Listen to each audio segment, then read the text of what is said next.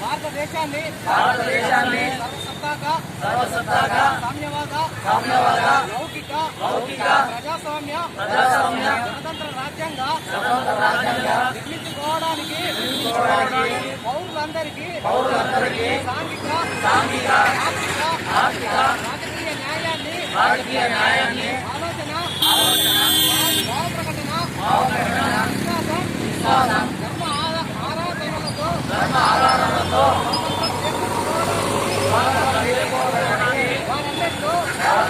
వ్యక్తి గౌరవాన్ని జాతి ఐక్యతను అఖండతను సంరక్షిస్తూ దృశ్యాన్ని రూపొందించడానికి తీర్మానించుకొని 26 నవంబరున 1949న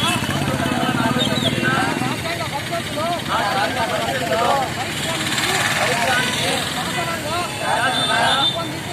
రూపొందించుకున్న ఈ రాజ్యాంగాన్ని మాకు మేము సమర్పించుకుంటున్నాము.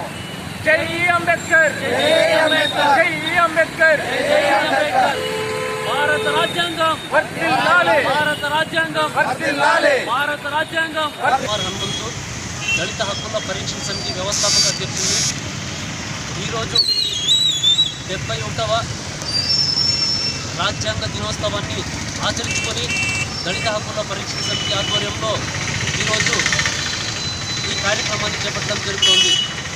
దాదాపు 200 సంవత్సరాలుగా ఈ భారతదేశంలో బ్రిటిష్ ప్రభుత్వం పాలన ఉండి ఎన్నో అగత్యాలకు పాల్పడుతూ ఈ దేశాన్ని చిన్నభిన్నం చేస్తున్నటువంటి తరుణంలో ఎంతోమంది మహనీయులు పోరాడి సాధించుకున్నటువంటి ఈ భారతదేశానికి స్వాతంత్రాన్ని అందించిన తర్వాత మొట్టమొదటిసారిగా ఈ భారతదేశానికి దిశ నిర్దేశించినటువంటి భారత రాజ్యాంగాన్ని రచించాల్సిన సందర్భం ఏర్పడుతుంది. అలాంటి సందర్భంలో ఎంతోమంది మేధావులు ఈ భారత రాజ్యాంగాన్ని రాసే క్రమంలో దాదాపుగా ఒక కమిటీ ఏర్పాటు చేస్తే ఆ కమిటీలో దాదాపు అంతమంది వాళ్ళ చేత కాకుండా వాళ్ళ మధ్యలో వాళ్ళు స్వచ్ఛందంగా తొలగిన సందర్భంలో డాక్టర్ బాబాసాహెబ్ అంబేద్కర్ గారు అకుంఠిత దీక్షతో 2 సంవత్సరాల 11 నెలల 18 రోజుల పాటు భారత రాజ్యాంగాన్ని రాస్తూ 1949 నవంబర్ 26వ తేదీన భారత పార్లమెంట్లో ఈ భారత రాజ్యాంగాన్ని సమర్పించినటువంటి రోజే సంవిధాన దినం. కాబట్టి ఈరోజు ఈ కార్యక్రమాన్ని ఎంతో ఘనంగా భారతదేశ వ్యాప్తంగా ఉన్నటువంటి ప్రజలు ఆచరించుకుంటూ ఉన్నాడు. అందులో భాగంగానే ఈరోజు మనసర పట్టణంలో మేము ఈ కార్యక్రమాన్ని చేయడం ఎంతో సంతోషంగా ఉంది. ఈ దేశానికి స్వతంత్రం వచ్చిన తర్వాత దాదాపు 72 సంవత్సరాలుగా ఎస్సీ, ఎస్టీ, బీసీ మైనార్టీల మీద ఈరోజు దాడులు జరుగుతూనే ఉన్నాయి.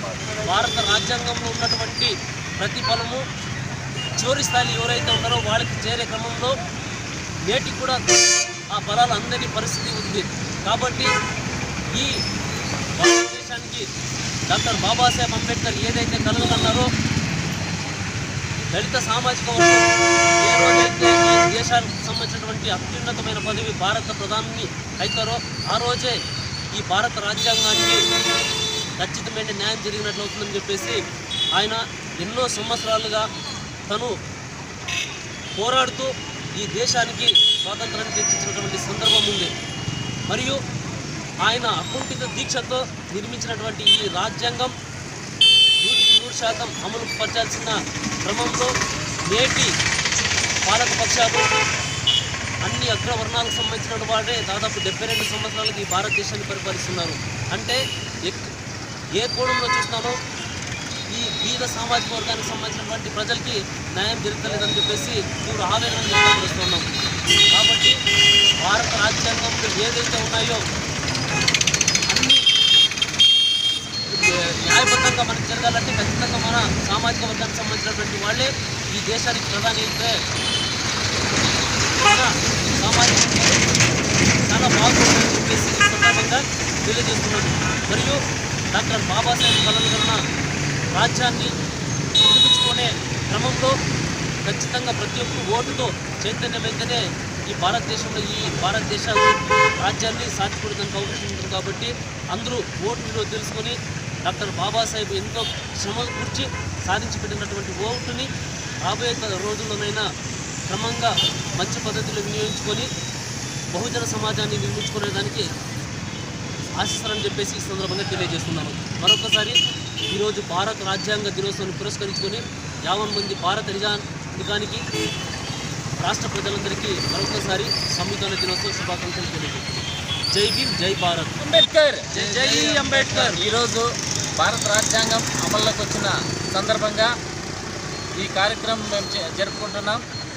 ముందుగా ప్రతి మనిషి భారతదేశంలో స్వేచ్ఛగా బ్రతికేదానికి రాజ్యాంగాన్ని అందించినటువంటి ఆ మహానుభావుడికి మరొక్కసారి పాదాభివందనాలు జరుపుకుంటూ,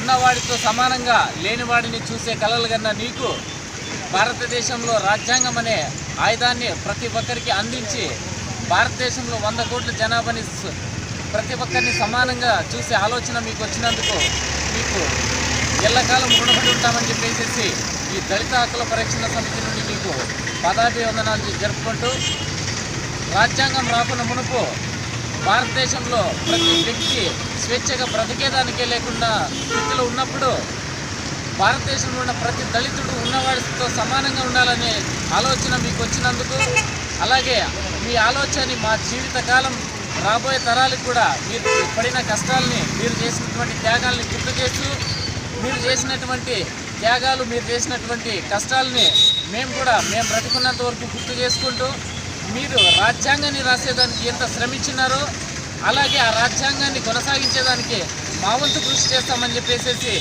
మేము ఈరోజు నీకు మాటిస్తున్నాం.